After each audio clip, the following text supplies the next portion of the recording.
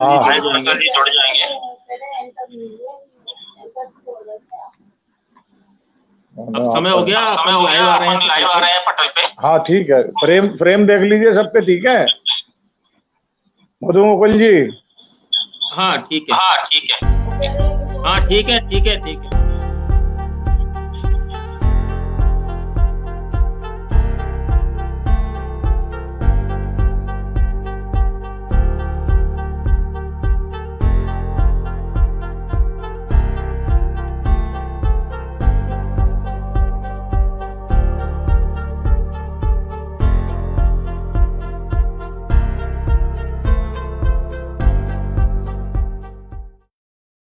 निकल, अब हो तो उसको कहना फोन कर लीजिए आप, ला बताए तो है। ये चलो अब आ गया। चलो अब आ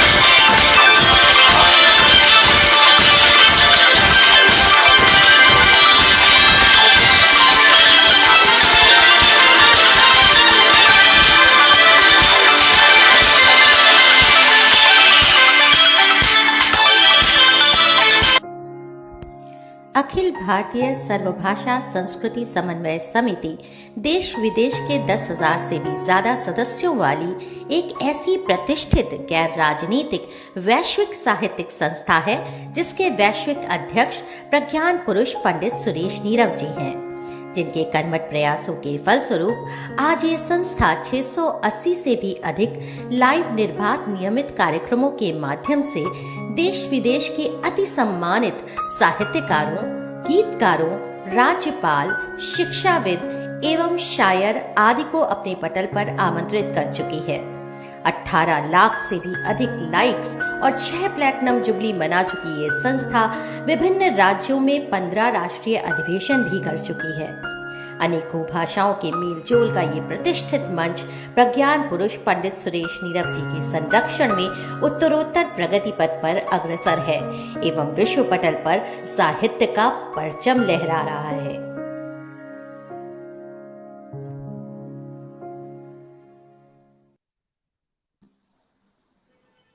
नमस्कार मित्रों, अखिल भारतीय सर्वभाषा संस्कृति समन्वय समिति के वैश्विक और प्रतिष्ठित पटल पर आप सभी का एक बार पुनः डॉक्टर मधु मुकुल चतुर्वेदी सवाई माधोपुर से हार्दिक स्वागत और अभिनंदन करता हूँ। आज हम आपके लिए लेके आए हैं हिंदी दिवस की पूर्व संध्या पर एक सार्थक संवाद। और आज के हमारे इस सार्थक संवाद में हमारे आग्रह पर शामिल हैं प्रमुख औद्योगिक नगरी गाजियाबाद से संस्था के वैश्विक अध्यक्ष और इस पटल के संयोजक आदरणीय प्रज्ञान पुरुष पंडित सुरेश नीरव जी। आप हिंदुस्तान टाइम्स की मासिक पत्रिका कादम्बनी के संपादन मंडल से संबद्ध रहे हैं।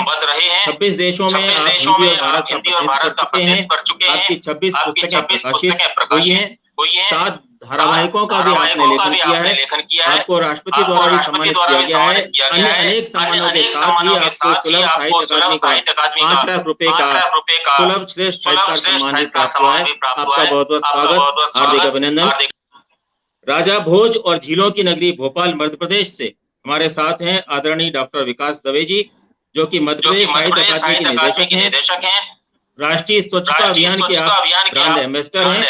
भारत सरकार और मध्य प्रदेश सरकार की अनेक महत्वपूर्ण समितियों में आप सलाहकार हैं। 150 से अधिक ग्रंथों का आपने लेखन और संपादन किया है। आपके 1500 से अधिक रचनाएं प्रकाशित हो चुकी हैं। राष्ट्रीय और अंतर्राष्ट्रीय संगोष्ठियों में 1800 से अधिक आप व्याख्यान दे चुके हैं। आपका हार्दिक स्वागत और अभिनंदन। पौराणिक नगरी इंद्रप्रस्थ और वर्तमान में देश की राजधानी दिल्ली से हमारे साथ हैं आदरणीय डॉक्टर जीतराम भट्ट जी, जो कि प्राच्य विद्या प्रतिष्ठान दिल्ली सरकार के निदेशक हैं। हिंदी अकादमी दिल्ली सरकार के सचिव हैं। कड़वाली कुमारी में जॉन सारी अकादमी दिल्ली सरकार के लिए आप सचिव हैं। माखला चतुर्वेदी राष्ट्रीय पत्रकारिता एवं संचार विश्वविद्यालय भोपाल के आप शोध निदेशक एवं अनेक शोधार्थियों को आपने निर्देशन किया है। दिल्ली संस्कृत अकादमी दिल्ली सरकार के भी आप सचिव रह चुके हैं। संस्कृत, हिंदी और गढ़वाली में आपकी 50 से अधिक पुस्तकें प्रकाशित हुई हैं और 100 से अधिक पुस्तकों का आपने संपादन किया है। अखिल भारतीय विद्वत परिषद द्वारा विद्वत भूषण सम्मान सहित आपको 20 से अधिक सम्मान प्राप्त हुए हैं। आपका भी हार्दिक स्वागत और अभिनंदन। गुरु द्रोणाचार्य की नगरी गुरुग्राम यानी कि गुड़गांव से हमारे साथ हैं आदरणीय महेश बंसल जी, जो कि 1979 से ही पत्रकारिता से जुड़े हुए हैं। और दैनिक Tribune, Punjab Kesari, Jansatta, Jagran, Amar Ujala, times of India, Indian express, mid day तथा हिंदुस्तान समाचार जैसे समाचार पत्रों में कार्य करने का आप एक लंबा अनुभव रखते हैं। आपने 2000 से अधिक मुक्तक तथा कुछ गीतिकाएं लिखी हैं। अनेक पुस्तकों का आपने संपादन भी किया है। वर्तमान में आप हरियाणा प्रदीप का संपादन और प्रकाशन कर रहे हैं। चलिए अब हम आप शुभारंभ करते हैं आज के सार्थक संवाद का और मैं आमंत्रित करता हूँ इस पटल के संयोजक आदरणीय प्रज्ञान पुरुष पंडित सुरेश नीरव जी विषय परिवर्तन हेतु, और साथ ही उनसे आग्रह करूंगा कि हिंदी भाषा है या संस्कृति और हिंदी भाषा की कुछ विशिष्ट विशेषताएं क्या हैं, इस पर कुछ प्रकाश डालें। प्रज्ञान पुरुष पंडित सुरेश नीरव जी। धन्यवाद आदरणीय डॉक्टर मधु मुकुल चतुर्वेदी जी। सबसे पहले तो मैं अखिल भारतीय सर्वभाषा संस्कृति समन्वय समिति के इस व्यापक पटल की ओर से जितने भी लोग हमारे साथ जुड़े हुए हैं उन सबका हार्दिक अभिनंदन करता हूं। एक ऐतिहासिक संदर्भ है कि हम अपने हिंदी दिवस की पूर्व संध्या पर आज एकत्रित हुए हैं। मेरा दायित्व है, चूंकि मैं इस संस्था का एक विनम्र सेवक हूं, कि सबसे पहले जो लोग मेरे आग्रह पर यहाँ आए हैं और उन्होंने अपने अनुग्रह की अमृत वर्षा की है, उनके प्रति अहोभाव से अपनी कृतज्ञता ज्ञापित करूं। मेरे लिए ये बहुत, हमारे इस पटल पर डॉक्टर विकास दुबे जो कि निदेशक हैं साहित्य अकादमी भोपाल के, उनका अभिनंदन करता हूं। आदरणीय डॉक्टर जीतराम भट्ट जी का, जो कि इतनी सारी अकादमियों के सचिव हैं, कहना मुश्किल है, ये उनकी बहुमुखी प्रतिभा को दर्शाता है। और ये बहुत बड़ी बात है कि वो हिंदी अकादमी, जामसारी अकादमी, गढ़वाली अकादमी, कुमाऊनी अकादमी, संस्कृत अकादमी, मतलब वो तो स्वयं अपनी बहुत सारी अकादमियों का एक सचिवालय ही है, जीवंत सचिवालय है। मैं उनकी विद्वता को प्रणाम करता हूं और बहुत मन से आभार व्यक्त करता हूं कि उन्होंने इस व्यस्तता के बीच में, जब इतनी सारी अकादमियों को वो मॉनिटरिंग कर रहे हों, हमको उन्होंने समय दिया है। निश्चित रूप से मेरा ये नैतिक दायित्व बन जाता है कि मैं उनका आभार व्यक्त करूं। आदरणीय विकास दुबे जी, जो कि भोपाल से हमारे बीच हैं और स्वयं एक बहुत अच्छे साहित्यकार हैं, अकादमी में वो निदेशक हैं, ये तो एक बोनस है।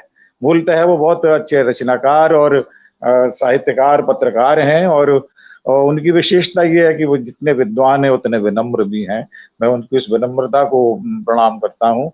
और हमारे महेश बंसल जी, जो कि हमारे साथ जुड़े हुए हैं, हरियाणा प्रदीप के संपादक हैं, स्वतंत्र पत्रकारिता के वो प्रतीक हैं, और उनका भी मैं सम्मान करता हूं। और पटल पर जितने भी लोग मुझे दिखाई दे रहे हैं उन सबको मैं यहाँ से अपने प्रणाम भेजता हूँ। डॉक्टर मधु मुकुल चतुर्वेदी जी ने जो 2-3 मुद्दे साथ निर्दिष्ट किए हैं कि मैं पहले इन पर बोलूं, तो मेरा स्वभाव भी कुछ ऐसा रहा है कि मैं कभी होमवर्क तो करता नहीं हूँ। जब मुझे कुछ कह दिया जाता है तो फिर वहीं से ब्रह्मरंध्र खुलता है और वो बात शुरू हो जाती है। तो उन्होंने मेरे से पहला प्रश्न ये किया है कि हिंदी ये भाषा है, संस्कृति है या क्या है। तो चलिए यहीं से मुझे एक क्लू मिल गया जहाँ से मैं अपनी बात शुरू कर सकता हूँ। सबसे पहली बात तो यह है कि मैं हिंदी को आज जो एक इत्तेफाक है, ये हमारे देश का पंचांग से जुड़ी हुई बात है कि जब भी हमारे यहाँ पितृपक्ष आता है उसी समय हिंदी दिवस भी आता है। तो क्या ये एक इत्तेफाक है या इन दोनों में भी कोई संबंध हो सकता है? तो मेरा अपना मानना यह है कि जो हिंदी भाषा है ये हमारे पूर्वजों द्वारा दिया गया, हमको एक ऐसा वैचारिक घर प्रदान किया है उन्होंने, जिसके माध्यम से हम अपने डीएनए की, अपने मौलिक संस्कारों की, अपने बुद्ध मूल संस्कारों को नागरिकता रेखांकित करते हैं। आप ये देखिए कि ये जो भाषा है, ये भाषा हमारे पूर्वजों द्वारा दिया गया हमें कर है। सामाजिक, आर्थिक, राजनीतिक, भौगोलिक किसी भी प्रकार की कोई त्रासदी आ जाए, आपके आवास उजड़ सकते हैं, आपके राज्य की सीमाएं उजड़ सकती हैं, लेकिन जिस भाषा के घर में आप अपने पूरे कुनबे के साथ रहते हैं, पीढ़ियों से रहते हैं, वो कभी नष्ट नहीं होता। और इसका एक उदाहरण है कि चलिए विभाजन में देखिएगा कि हमारे देश का जब विभाजन हुआ तो बहुत सारे लोग भारत आए, तो और हमारे भारत में जब वे आए तो उनके पास एक ही घर था भाषा का, वो था हिंदी भाषा का घर। हिंदी बोलते थे, भले अलग अलग लोकल डायलेक्ट तो होता है, वो बदलता है, लेकिन एक घर था जिससे आकर उन्होंने यहाँ अपने रिश्ते बनाए और ये बताया कि हम भी आपके बीच से हैं। आज भी हम इस हिंदी भाषा के घर के लोग हमें जब कहीं मिल जाते हैं ना, चाहे वो रूस में मिल जाए, चाहे अमेरिका में मिल जाए, चाहे जर्मनी में मिल जाए, चाहे दोहा कतर में मिल जाए, कहीं भी, या मॉरिशस में मिल जाए, सूरीनाम में मिल जाए, त्रिनिदाद में मिल जाए, तो हम जैसे में किसी ने हमसे हिंदी बोली तो हमारी एक भाषाई रिश्तेदारी उससे निकल आती है और लगता है ये तो अपने घर का आदमी है। तो ये जो भाषा है, ये मैं कहना चाहता हूँ, ये हिंदी हमारी पूर्वजों का घर है, इसलिए हम इसे भाषा कह सकते हैं। दूसरा, आपने कहा कि ये संस्कृति है या सभ्यता है, क्या है, तो मैं ये कहना चाहूंगा, बहुत विनम्रता पूर्वक, हमारे पटल पर दो विद्वान और बैठे हुए हैं, आदरणीय डॉक्टर जीतराम भट्ट जी तो संस्कृत के प्रकांड विद्वान है, तो मैं और विकास दवे जी भी हैं, कि ये जो हमारे जो संस्कृति शब्द है, ये हमारा शब्द है ही नहीं। ये शब्द हमने कॉइन किया है, गढ़ लिया है अपनी सुविधा के लिए। आप वैदिक परंपरा से लेकर आज तक जितना भी अध्ययन करेंगे तो उसमें देखेंगे कहीं संस्कृति शब्द है नहीं। हमारे यहाँ का जो मूल शब्द है वो है संस्कार। संस्कार और संस्कृति, इसमें थोड़ी सी परिवर्तन किया गया, और ये परिवर्तन किया मोनियर विलियम्स ने। मोनियर विलियम्स ने 1767 में ये शब्द बनाया संस्कृति। इसमें अगर आप देखें तो सम उपसर्ग है, सुट आगम है, क्रि धातु है और तिन प्रत्यय है, इसको जोड़कर उन्होंने संस्कृति बना दिया। मूल शब्द था संस्कार, जिसमें सम उपसर्ग है, सुट आगम है, क्रि धातु है और घ्य प्रत्यय है। इन्होंने घ्य प्रत्यय को हटाकर उसकी जगह तिन प्रत्यय जोड़ दिया, तो संस्कार के बजाय संस्कृति बन गया। तो ये शब्द बनाया, और आज ये शब्द इतना हमारे बीच आ गया है कि हम इस शब्द के बिना ये सोच ही नहीं सकते कि संस्कृति कोई बाहर से आया हुआ शब्द है। तो मैं पहला निवेदन तो ये कर रहा हूं कि हिंदी हमारे पूर्वजों का दिया हुआ घर है, ये भाषा है। भाषा का अर्थ मैं समझता हूं कि नाद है, ध्वनि है। भाषा नदी है, प्रवाह है, जिसमें हम इसको, भाषा का अर्थ नदी भी है, उसका पर्याय भी है। हम कह सकते हैं कि हमारी नदी है। और अगर हिंदी के बारे में देखें तो हिंदी तो वास्तव में नदी ही है, क्योंकि इसके जितने भी शब्द हैं, जितने भी इसके वैशिष्ट्य है भाषा का, वो नदी के साथ जुड़ा हुआ है। जैसे हम कहते हैं कि ये तो बहुत ही तीर्थंकर व्यक्तित्व है, तो ये तीर्थ शब्द आया, वो तीर पर जो स्थित है वो तीर्थंकर हो गया, तो तीर्थ से ये भी नदी से जुड़ा हुआ है। हम कहते हैं कि ये बड़ा पारंगत है, तो पारंगत का अर्थ ये है कि जो ज्ञान की नदी बह रही है और उसके इस पार से उस पार जाने की विधा में जो निपुण है वह पारंगत है। हम जब कहते हैं कि वो स्नातक है, स्नातक का मतलब उसने ज्ञान की नदी में, ज्ञान की भाषा की नदी में कहीं स्नान किया तो वो स्नातक हो गया। स्नान करने के बाद जब वो बाहर निकलता है तो वो स्नातकोत्तर हो गया। तो हम सारी जितनी भी हमारे हिंदी में वैशिष्ट्य के संदर्भ हैं, विशेषण है जो जुड़े हैं, वो नदी के साथ जुड़े हुए हैं। इसलिए हिंदी हमारे लिए एक चेतना की एक अक्षुण नदी है। वो नदी जिसमें प्रवाह है, वो प्रवाह जिसमें गति है, वो गति जिसमें लक्ष्य है, वो लक्ष्य जिसमें शक्ति है, वो शक्ति जिसमें सत्य है, संकल्प है, सत्य है, शिव है, सुंदर है। तो हमारे लिए हिंदी हमारे पूर्वजों द्वारा दिया हुआ घर है। हिंदी हमारे लिए एक चेतना की अक्षुण बहती हुई नदी है, ऐसा मेरा मानना है। दूसरा, आपने ये प्रश्न किया था कि इसका वैशिष्ट्य क्या है, तो केवल मैं छोटी सी बात कह के अपनी बात यहाँ समाप्त करूंगा कि हिंदी बड़ी ही, ऐसी कोई अन्य भाषा नहीं है जैसी हिंदी है। बहुत ही साम्यवादी भाषा है, बहुत ही समरसता वाली भाषा है। इसमें कहीं कहीं सामंतवाद नहीं है। अंग्रेजी में आपको कैपिटल लेटर्स मिल जाएंगे कि ये लेटर कैपिटल है, ये स्मॉल है। तो ये जो ऊंच नीच का भेद है वो हिंदी में नहीं है। यहाँ सारे शब्द जो हैं बराबर हैं। ये हिंदी का वैशिष्ट्य है।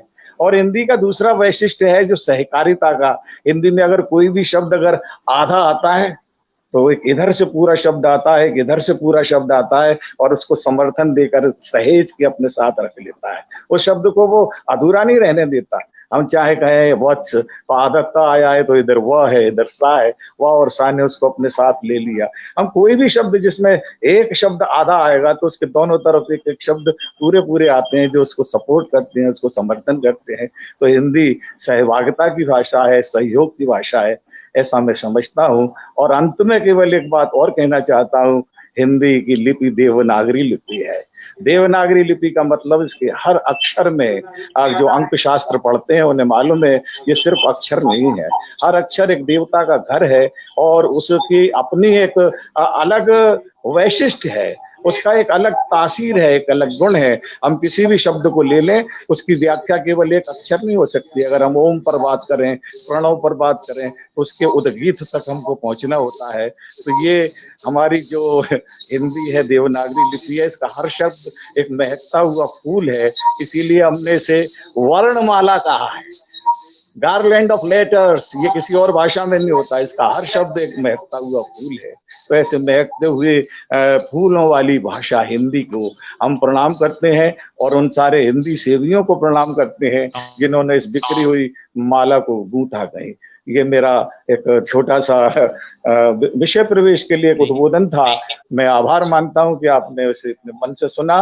बातचीत आगे चलती रहेगी। मैं पुनः डॉक्टर मधु मुकुल चतुर्वेदी जी से निवेदन करूंगा कि इस गोष्ठी को, इस संगोष्ठी को, इस सार्थक संवाद को आगे बढ़ाएं और मुझे भी बीच में जहाँ चाहे मौका दे, मैं बोलता रहूंगा।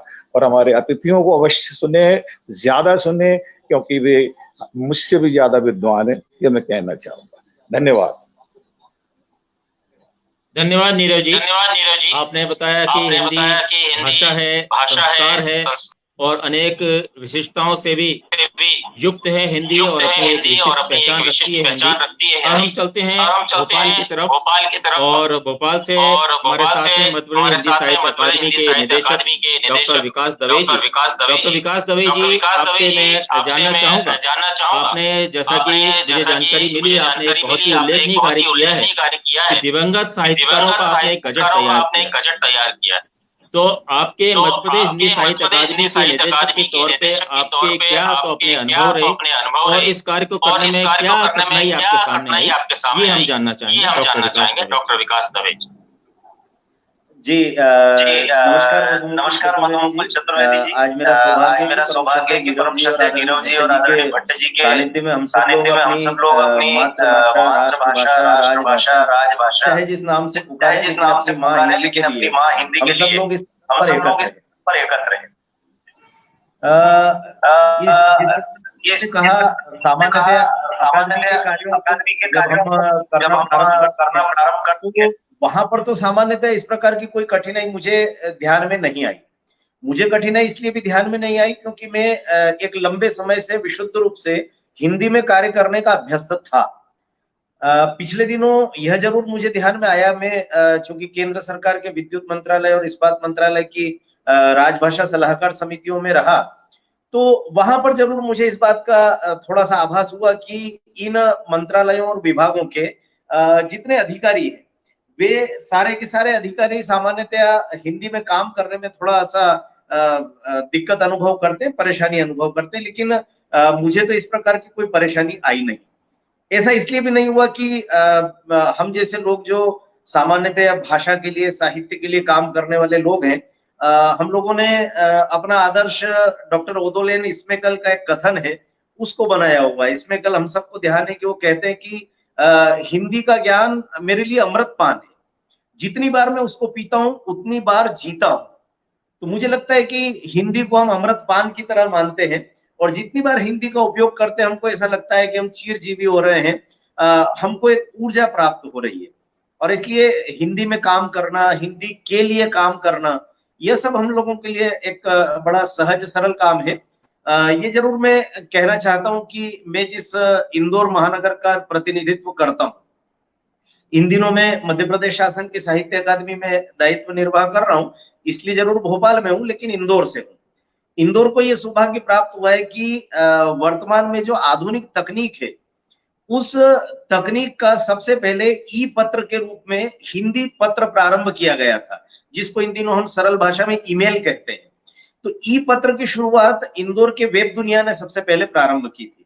तो इस बात का मैं गौरव अनुभव करता हूं कि आधुनिक माध्यमों पर हिंदी का उपयोग करना प्रारंभ किया, वही इंदौर महानगर ने किया और वेब दुनिया ने किया। तो इसलिए मैं वेब दुनिया के प्रति भी धन्यवाद ज्ञापित करता हूं और इस बात का मैं गौरव अनुभव करता हूं।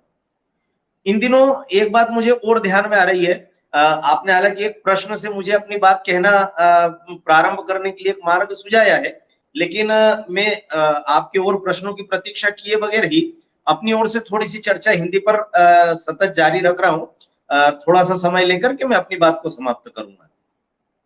इन दिनों हम में से अनेक लोग आधुनिक माध्यमों पर काम करते हुए, अर्थात मोबाइल पर, कंप्यूटर पर काम करते हुए इंडिक कीबोर्ड का उपयोग करते हैं। तकनीकी रूप से इंडिक कीबोर्ड सामान्यतः हम सब लोगों के मोबाइल में होता है, और अपने इस चलित दूरभाष का उपयोग करते हुए कई बार हम लोग इस बात का गौरव अनुभव करने लगते हैं कि हम लोग हिंदी में टाइप करके संदेश भेज रहे हैं। लेकिन हम ये बात भूल जाते हैं कि हम जिस कीबोर्ड का उपयोग कर रहे होते हैं, उस कीबोर्ड का उपयोग करते हुए सामान्यतया हम अपनी देवनागरी लिपि को रोमन लिपि में टाइप कर रहे होते हैं। ये एक ऐसा जिसको हम आंग्ल भाषा में माइंड मेकअप कहते हैं, पूरी की पूरी पीढ़ियां की पीढ़ियां हमारी ये रोमन लिपि में लिखना सीख रही है। अंग्रेजी में नहीं लिखा होता है, वो लिखा होता है हिंदी में, लेकिन हम टाइप कर रहे होते हैं। उदाहरण के लिए मुझे अगर कमल लिखना है तो मैं अंग्रेजी के KAMAL इन कीज को मैं प्रेस करता हूं, उनको दबाता हूं, और इन अक्षरों को दबाने के बाद हिंदी में हमारे सामने कमल लिखा हुआ आता है। इसका अर्थ ये हुआ कि हमने कहीं ना कहीं तकनीक का उपयोग करते हुए हिंदी लिखना तो शुरू कर लिया, लेकिन हमारे मानस पर, हमारे मस्तिष्क पर एक रोमन लिपि का कीबोर्ड अंकित होता चला जा रहा है। और इससे मुक्त होना मुझे लगता है कि आने वाली पीढ़ी के लिए बिल्कुल इतना दूभर हो जाएगा कि उनको, वे सोचेंगे भी रोमन लिपि में, वे लिखेंगे भी रोमन लिपि में, और इस भ्रम में जिएंगे कि हम देवनागरी लिपि का उपयोग कर रहे हैं, जिसकी ओर संकेत श्रद्धेय नीरव जी ने किया था। हिंदी की यात्रा यूं तो बड़ी यशस्वी है, हम बड़ी श्रद्धा के साथ उसको मातृभाषा कहते हैं, कुछ लोग उसको जन भाषा कहते हैं, कुछ लोग उसको प्रादेशिक भाषा कहकर के उसका व्याप थोड़ा कम करने का प्रयास करते हैं, कुछ लोग कहते हैं कि ये राजभाषा है, कुछ लोग उसको राष्ट्रभाषा विशेषण देते हैं, कुछ लोग संपर्क भाषा भी कहते हैं। और मुझे तो ऐसा लगता है कि इन सारे विशेषणों से परे जाकर हिंदी इन दिनों विश्व भाषा बनकर के उभर रही है।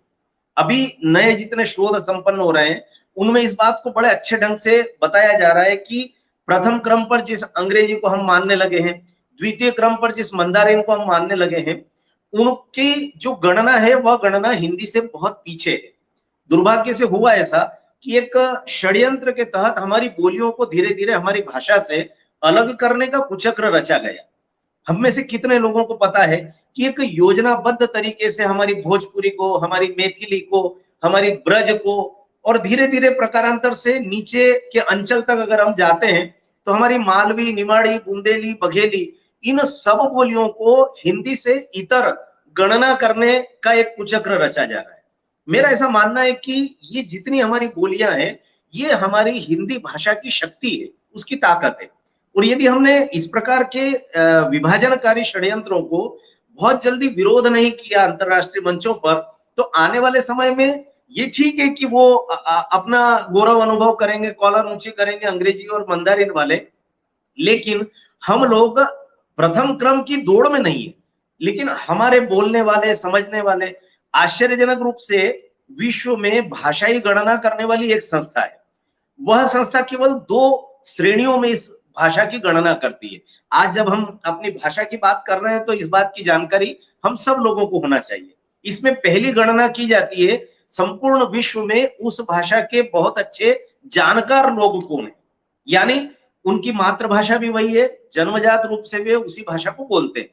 एक दूसरी श्रेणी उन्होंने बनाई है, उस भाषा को आयात कितने लोगों ने किया है, सीखा कितने लोगों ने, और केवल उसको जानने समझने लायक ज्ञान कितने लोगों ने प्राप्त किया।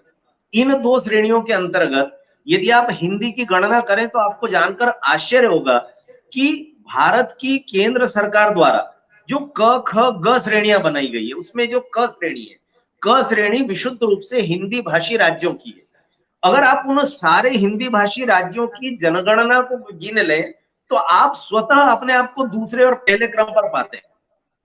इसका अर्थ यह हुआ कि कहीं ना कहीं हिंदी भाषा को जानबूझकर पे हाशिए पर लाने के लिए एक सांख्यिकीय षड्यंत्र विश्व में रचा जा रहा है। हमको इसको पहचानने की आवश्यकता है। इसके अतिरिक्त एक बात और मुझे कई बार लगती है, कई बार मैं देखता हूं कि दक्षिण भारत के राज्यों को जानबूझ करके हमारे उत्तर भारत के हिंदी भाषी राज्यों के लोग ये कहते हैं कि दक्षिण भारत के लोग विरोध करते हैं। थोड़ा क्षमा कीजिए दवे जी, क्षमा कीजिए, मैं बीच में रोकना चाहूंगा। हमारा बातचीत का एक क्रम जारी रहेगा और अभी क्योंकि अन्य लोगों से भी हमको कुछ प्रश्न पूछने हैं, उनसे भी कुछ जानना है। हमारा ये क्रम जारी रहेगा, पुनः आपसे हम कुछ और जानने का प्रयास करेंगे। और इस बीच में हमारे इस पटल से विश्व के अनेक क्षेत्रों से, देश विदेश से अनेक हमारे परिवार के सदस्य, क्योंकि हमारा ये वैश्विक परिवार है, हमारे इस वैश्विक परिवार के अनेक सदस्य इस पटल से जुड़े हुए हैं, जो कि हमारे इस कार्यक्रम को देख रहे हैं, सुन रहे हैं, आनंदित हो रहे हैं। मैं चाहूंगा, आग्रह करूंगा प्रज्ञान पुरुष पंडित सुरेश नीरव जी से कि हमारे जो भी उपस्थित श्रोता है हमारे पटल पर, उन सभी का हार्दिक अभिनंदन करें। प्रज्ञान पुरुष पंडित सुरेश नीरव। धन्यवाद। मैं देख रहा हूं कि बड़ा अच्छे प्रवाह में हमारे दवे जी बोल रहे थे, लेकिन ये इसे इमोशनल ब्रेक समझ लीजिए, बीच में जरूरी होता है ताकि ये समझा जाए कि कितने लोग हमारी बात को सुन रहे हैं। तो हमारे साथ बहुत सारे लोग जुड़ गए हैं, जिसमें अगर मैं बाहर से बात करूं तो हमारे साथ सऊदी अरब से अली जनाब अनीस अहमद, जो कि बहुत बड़े शायर हैं, वो हमारे साथ जुड़ गए हैं।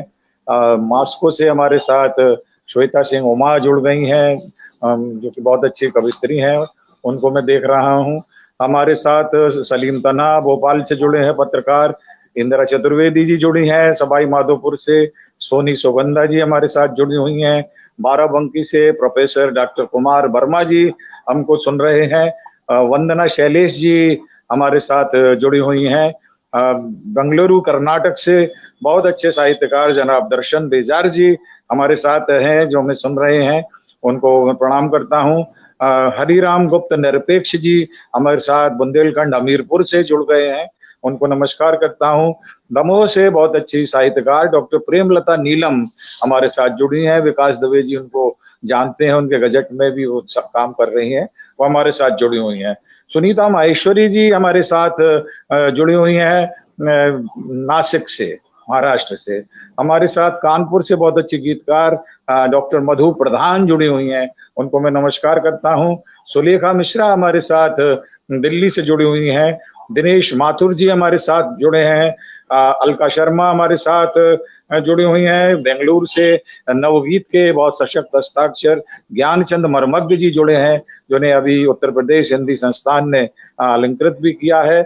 उज्जैन से मान काल की नगरी से बहुत ही विद्वत परिषद, बहुत ही बड़े विद्वान डॉक्टर प्रदीप कुमार चतुर्वेदी जी जुड़े हुए हैं। शशि शुक्ला जी हमारे साथ कानपुर से जुड़ी हैं, बहुत अच्छी कवित्री हैं। पटना बिहार से कवित्री अनीता प्रसाद जी हमारे साथ जुड़ी हैं, उनको मैं नमस्कार करता हूं। डॉक्टर एलवी तिवारी अक्स, जो कि प्राचार्य हैं प्रतापगढ़ में, प्रतापगढ़ उत्तर प्रदेश में, एक प्रतापगढ़ राजस्थान में हुई है, ये प्रतापगढ़ उत्तर प्रदेश की बात कर रहा हूँ, वहां से हमारे साथ जुड़े हैं। रविन्द्रनाथ टैगोर विश्व कवि की भूमि से, बंगाल से हमारे साथ आदरणीय सुरेश चौधरी जी जुड़े हुए हैं, जो कि बहुत मूर्धन्य साहित्यकार हैं, उन्हें प्रणाम करता हूं। नागदा से हमारे साथ दिनेश दवे जी जुड़ गए हैं। मोहिनी पांडे हमारे साथ जुड़ी हुई हैं। मधु मेहता हमारे साथ मुंबई से जुड़ी हुई हैं। डॉक्टर दमयंती शर्मा हमारे साथ जुड़ी हुई हैं मुंबई से। सिया शर्मा हमारे साथ जुड़ी हैं। हरिदत्त गौतम हमारे साथ जुड़े हैं। आदरणीय लक्ष्मी लाल हमारे को सुन रही हैं। मंजू श्रीवास्तव जी हमको अमेरिका से सुन रही हैं, उन्हें मैं प्रणाम करता हूं। और बहुत अच्छी शायरा अमीना खातून हमारे साथ पटना से जुड़ी हुई हैं, और ये इस बात का प्रतीक है कितने अच्छे उर्दू के शायर हमारे इस आयोजन से जुड़े हैं कि हिंदी और उर्दू कहीं ना कहीं एक ही है। भाषा विज्ञान में तो ये दोनों कौरवी भाषा के ही दो शाखाएं हैं। और हमारे साथ लक्ष्मण रामानुज लड़ीवाला जी बहुत मूर्धन्य साहित्यकार राजस्थान से जुड़े हुए हैं। हरि माहेश्वरी जी हमारे साथ नासिक से जुड़ गए हैं। रजनी गोयल हमारे साथ जुड़ी हुई हैं, जो वर्तमान में अमेरिका में प्रवास कर रही हैं। आदरणीय सता जोशी मराठी के बहुत बड़े साहित्यकार हमारे साथ जुड़े हुए हैं। आदरणीय केपी चौहान साहब हमारे साथ जुड़ गए हैं। डॉक्टर पुष्पलता भट्ट जो कि बहुत अच्छी साहित्यकार हैं, शिक्षाविद हैं, हमारे साथ जुड़ी हुई हैं। हमारे साथ अशोक मिश्रा जी जुड़े हुए हैं, जो कि हिंदी के व्याख्याता हैं और जौनपुर में हैं, उनको नमस्कार करता हूं। असम गुवाहाटी से हमारे साथ प्रज्ञा शर्मा जुड़ी हुई हैं। सहारनपुर से बहुत अच्छे गीतकार विनोद भृंग जी हमारे साथ जुड़े हुए हैं। और हमारे साथ शाहजहांपुर मध्य प्रदेश से राजेंद्र विश्वकर्मा जुड़े हुए हैं। और बहुत अच्छे जो शर्मा बंधु जिन्हें हम कहते हैं भजन गायक, उसमें राजीव शर्मा जी हमारे साथ उज्जैन से जुड़े हुए हैं, जिनके हम कभी ना कभी कोई ना कोई भजन सुनते हैं। पटल पर भी उनका विशेष प्रेम रहता है, आते हैं। पुष्पा राठौर जी हमारे साथ जुड़ी हुई हैं। गोविंद भारद्वाज जयपुर से हमारे साथ जुड़े हुए हैं, उनको मैं प्रणाम करता हूं। हमारे साथ उमा गुप्ता जी जुड़ी हुई हैं पटना से। और राजीव शर्मा जी का मैंने नाम ले दिया है, अभी मुझे कुछ यही नाम दिखाई दे रहे हैं, और नाम आएंगे तो मैं लूंगा। धन्यवाद, आप लोगों ने बड़े ध्यान से सुना। सारे लोगों का भी मैं स्वागत करता हूँ, सारे लोगों का स्वागत करता हूँ कि जो हमारे इस अनुष्ठान को बहुत व्यापक बना रहे हैं, इसकी व्याप्ति को वैश्विक बना रहे हैं। आज का जो संवाद है विश्व के हर कोने में पहुंच रहा है, आप लोगों के सहयोग से। आपको धन्यवाद। पुनः मधुमुकुल चतुर्वेदी जी को आमंत्रित करता हूँ, आए। श्री मधुमुकुल चतुर्वेदी। धन्यवाद नीरव जी। और जो भी हमारे इस वैश्विक परिवार के सदस्य से जुड़े हुए उन सभी का बहुत हार्दिक अभिनंदन, उनका स्वागत, आभार। अब हम रुख करते हैं पौराणिक नगरी इंद्रप्रस्थ से यानी कि दिल्ली की तरफ। और डॉक्टर जीतराम भट्ट जी जो कि अनेक अकादमियों के सचिव हैं, कुछ अकादमियों के आप सचिव रह चुके हैं और अनेक प्रतिष्ठानों में आप निदेशक भी हैं। और इस प्रकार इतने अनेक दायित्वों का निर्वहन करने में आपको किसी प्रकार की कोई कठिनाई तो नहीं आती, या आप अपने दायित्व के साथ किस तरह से न्याय कर पाते हैं, ये मैं जानना चाहूंगा डॉक्टर जीतराम भट्ट जी से।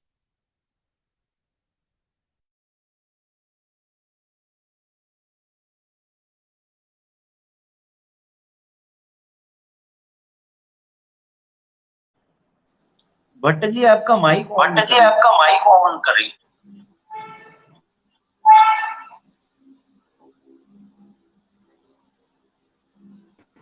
जी, मेरी आवाज आ रही है?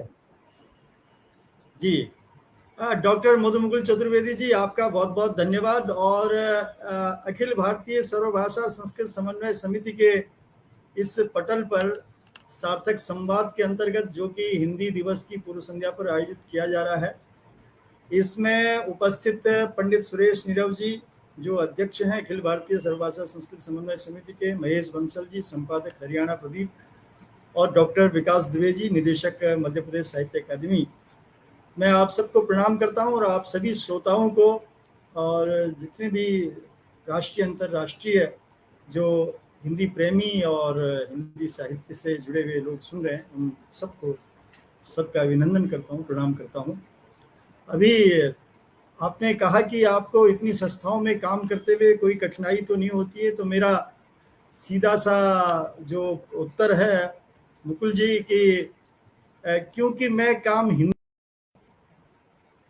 और हिंदी के सहारे ही मेरी पत्रावलियां, मेरा राजकीय काम, मेरा शासकीय काम आगे बढ़ता है, तो मुझे कोई भी कष्ट नहीं होता। और जहाँ कहीं कोई थोड़ा कोई अधिकारी या कोई प्रशासनिक स्तर पर कभी कोई बात होती है, तो वहाँ मैं अड़ भी जाता हूँ कि मैं तो काम हिंदी में ही करूँगा, आप इसका उत्तर, आप इसका जवाब हिंदी में ही दें तो ज़्यादा बढ़िया रहेगा।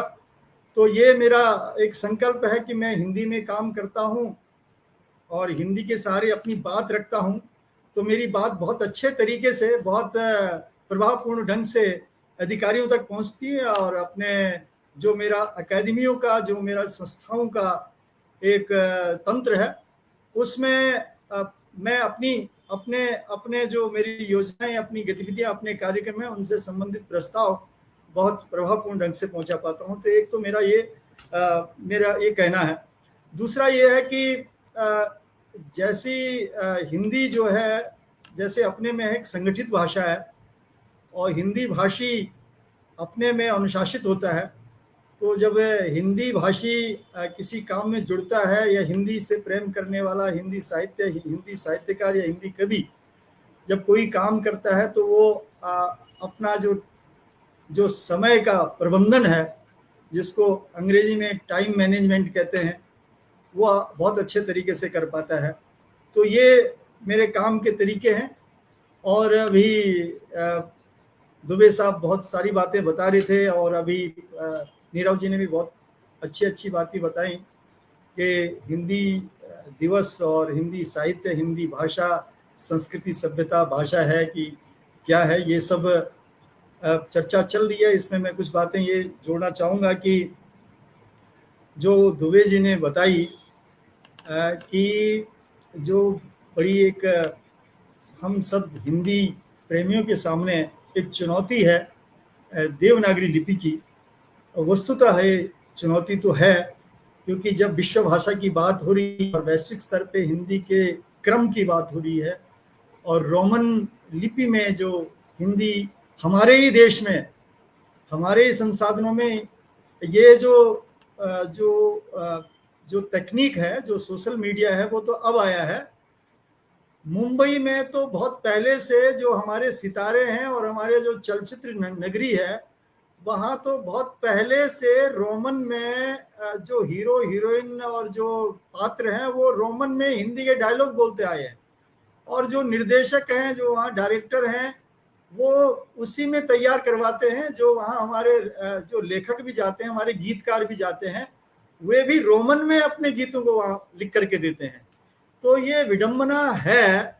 और ये जो अभी बात आ रही है कि जी विश्व में हमारी जो भाषा है वो तीसरे क्रम में है, इसमें एक और चुनौती हमारे सामने है। वो है कि जो आज लोग बोलने लगे हैं कि हिंदी जो आगे बढ़ रही है, कहीं वो इंग्लिश तो नहीं बन रही है।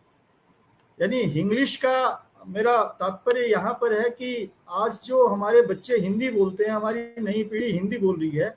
एक सामान्य सा वाक्य मैं आपके सामने बोल रहा हूँ कि एक बच्ची अपने विद्यालय जा रही है और वो अपनी माताजी को बोल रही है, उसको देरी हो रही है, तो वो कह रही है कि मम्मी मैं स्कूल के लिए लेट हो रही हूँ।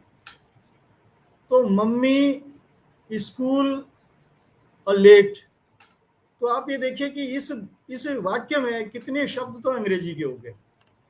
और ये मैंने एक उदाहरण दिया, आप जन सामान्य में जा सकते हैं और वहाँ उनकी हिंदी सुन सकते हैं कि हिंदी वाकई जो बोलने लगे हैं कि कहीं इंग्लिश तो नहीं हो जाएगी। और कहीं अभी जो दुबे जी एक बात बता रहे थे कि वाकई ये कुचक्र है, दुष्चक्र है, राजनीति है कि क्या है, कि सहभाषाओं का जो पृथक्करण हो रहा है और हिंदी का जो पाठक, हिंदी का जो बोलने वाला, हिंदी का जो एक स्तर है, हिंदी का जो मतलब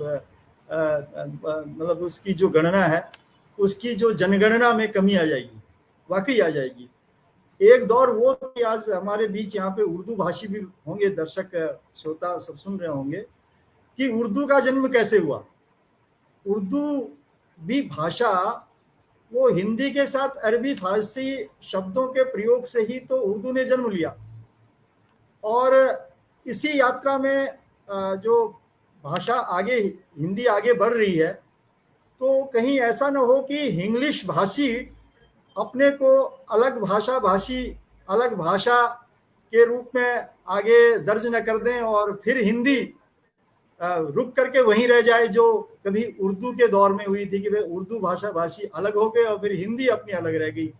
तो कहीं इंग्लिश कोई भाषा न बन जाए, ये भी एक हमारे सामने चुनौती है, क्योंकि बहुत सारे लोग बोलने लगे हैं। जब रोमन का प्रयोग करते हैं हम, जब जन सामान्य में जाते हैं, जब क्रियात्मक व्यवहार जहाँ कार्य होता है, वहाँ जब बातें होती हैं, हम अब अपने कार्यालयों में जाते हैं, वहाँ जब देखते हैं तो ये सब बातें निकल के आती हैं। तो ये सब बातें हम सबके सामने हैं, जो हम सब हिंदी प्रेमी हैं, हम सब इस दिशा में काम कर रहे हैं, राजभाषा से राष्ट्रभाषा के पथ पर प्रशस्त होकर के अपना श्रम कर रहे हैं। हम सब मैथिली शरण गुप्त की उन पंक्तियों को कि मानस भवन में आर्यजन जिसकी उतारें आरती, भगवान भारत वर्ष में गूंजे हमारी भारती, इस आशा और इस संकल्प के साथ आगे बढ़ रहे हैं। तो इन सब दिशाओं में भी हमें काम करना होगा और सब मिलकर के ही काम होगा। हमें अभी आपने शब्द की बात की, संस्कृति शब्द की बात की नीरव जी ने, हमें जैसे अभी बहुत बहुत धन्यवाद जीतराम भट्ट जी। धन्यवाद जीतराम भट्ट जी। आगे हम ये क्रम अपना वार्तालाप का जारी रखेंगे, क्योंकि अभी अन्य लोगों से भी मुझे कुछ प्रश्न पूछने हैं। और आपने जिस तरह कहा कि निश्चित रूप से हमारे आम बोलचाल की भाषा में आंग्ल भाषा के बहुत से शब्द सम्मिलित हो गए हैं और कई बार ऐसी स्थिति हो जाती है उत्पन्न, जैसे आपने अभी उदाहरण दिया एक बालिका का, उसने कहा मम्मी मैं स्कूल के लिए लेट हो रही हूँ। इसी तरह से सामान्य इसमें भी हम जैसे हम सचिवालय जाना हो, यदि हम सचिवालय बोले टैक्सी वाले से तो शायद वो नहीं समझे, हम कहें सेक्रेटरीट जाना है तो तुरंत समझ जाएगा। तो ये हमारी कुछ विडंबना है कि आंग्ल भाषा के शब्द हमारी उसमें आम बोलचाल में शामिल हो गए हैं और हमारा एक तरह से वो अभिन्न अंग सा बन गए हमारी आम जो बोलचाल की भाषा में।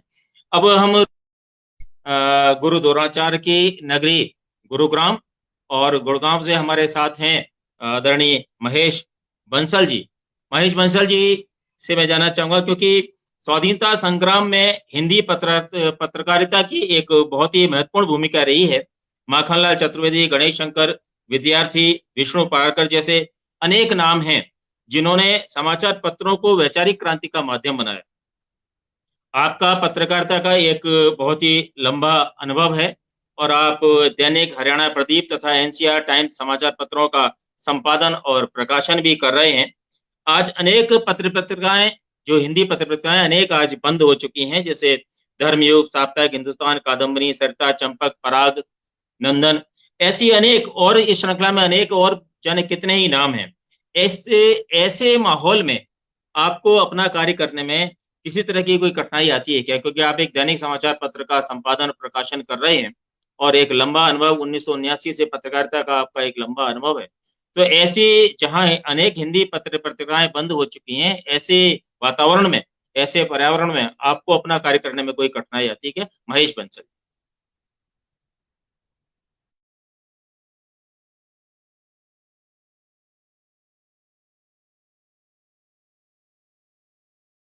मुझे अवसर दिया आप जैसे विद्वानों को सुनने का और कुछ अपनी बात कहने का। आदरणीय, मैं जो बात कहना चाहता हूं, आदरणीय मुकुल जी ने जो बात रखी है, मैंने 79 में 79 में पत्रकारिता शुरू की। उससे पहले का भी दौर देखा है, मेरी रुचि रही है साहित्य में स्कूल समय से ही। उस समय जो प्रमुख समाचार पत्र थे वो दैनिक हिंदुस्तान और नवभारत टाइम्स, दो प्रसिद्ध समाचार पत्र थे। और जब हम 10वीं कक्षा में पढ़ते थे, 8वीं 9वीं 10वीं में थे, और जब हमें भाषा की कोई समस्या आती थी, वर्तनी की आती थी, वाक्यों की आती थी, हमें कोई लेख देखने होते थे, तो हम इन दोनों समाचार पत्रों में ढूंढते थे। ये हमारा मार्गदर्शन करते थे कि भाषा शुद्ध कैसे लिखें। धीरे धीरे समय बदला और भी समाचार पत्र आए, स्वतंत्र भारत आया, बनारस से आज आया, नवजीवन भी था लखनऊ से, और भी समाचार पत्र आए, लेकिन सब में थोड़ा थोड़ा भाषा का बदलाव मैंने देखा है। 79 में 79 में जब मैं दैनिक ट्रिब्यून से जुड़ा चंडीगढ़ से, तो उसकी सबसे बड़ी विशेषता ये थी कि उसमें अशुद्धियां बहुत कम थी और भाषा की स्पष्टता बहुत अधिक थी।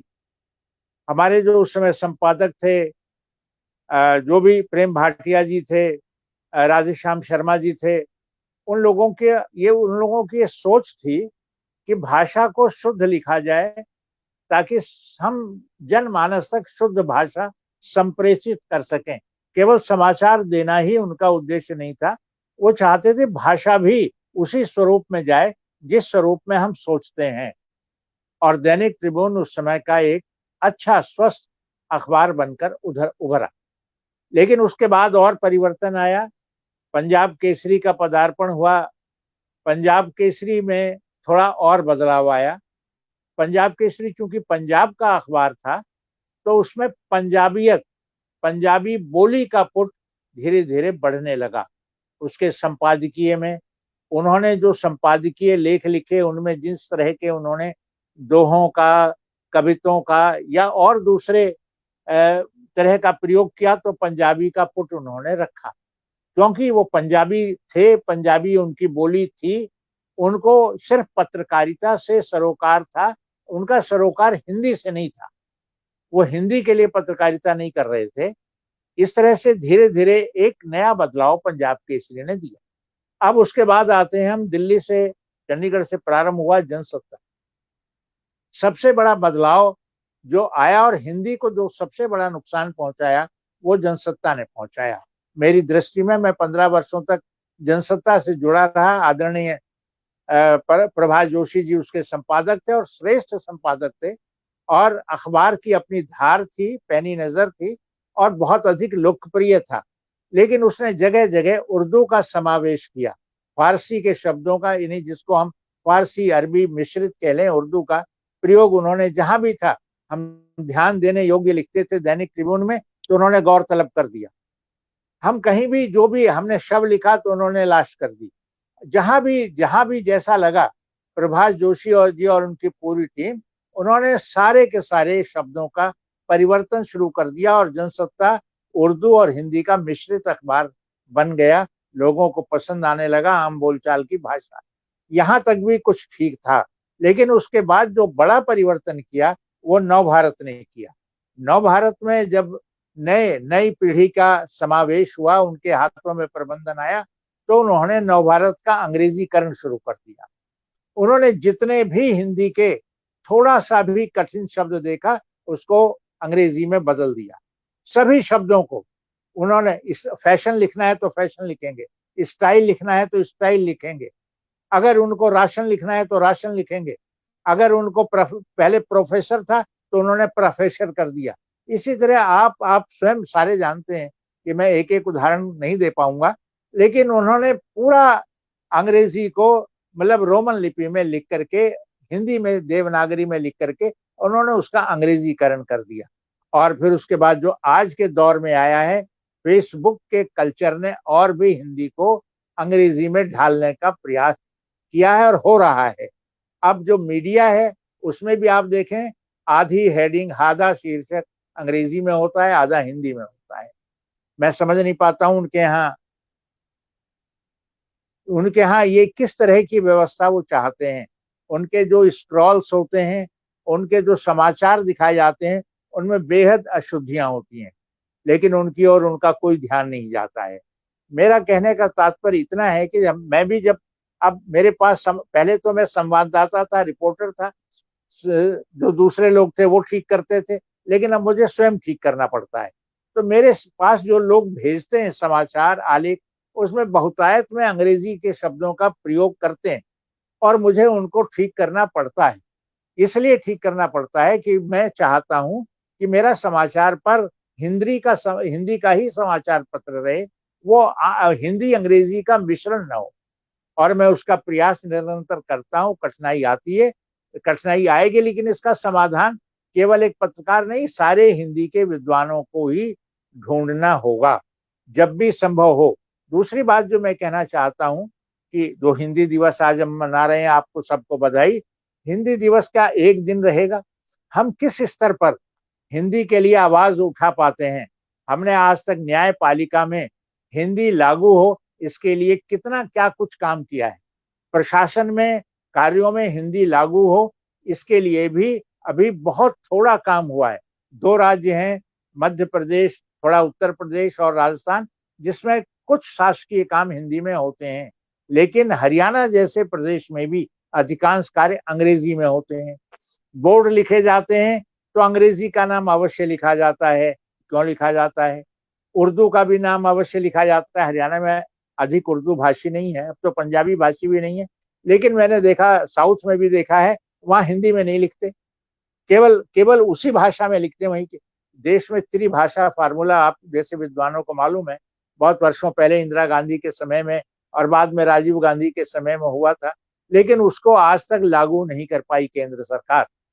हम कहते हैं हिंदी के लिए अगर विकास करना था तो त्रिभाषा फार्मूला लागू होना चाहिए था, आज भी होना चाहिए था, तभी स्थानीय लोगों की सहभागिता बढ़ेगी। जब तक न्याय सुलभ नहीं होगा और न्याय अपनी भाषा में नहीं मिलेगा, तब तक हम उसमें के लिए कुछ नहीं कर पाते। केवल आंकड़ों से कि विश्व की तृतीय भाषा है, द्वितीय भाषा है, हम अपने देश में पिछड़ रहे हैं। हमें हिंदी के बहुत कार्य बहुत करने में धन्यवाद कोई असुविधा नहीं है। महेश बंसल जी, बहुत बहुत धन्यवाद। आगे हम जी, बातचीत का धन्यवाद। क्रम जारी रखेंगे और पुनः हम रुख करते हैं प्रमुख औद्योगिक नगरी गाजियाबाद की ओर और हमारे इस पटल के संयोजक प्रज्ञान पुरुष पंडित सुरेश नीरव जी से मैं जानना चाहूंगा, क्योंकि आपने अनेक देशों की यात्राएं की हैं और अनेक देशों में आपने भारत का भी और हिंदी का भी प्रतिनिधित्व किया है, तो हिंदी की वैश्विक स्थिति क्या है, और या यूं कहें कि वैश्विक पटल पर हिंदी को लोकप्रिय बनाने में किसका योगदान है, ये मैं थोड़ा जानना चाहूंगा। प्रज्ञान पुरुष पंडित सुरेश नीरव जी।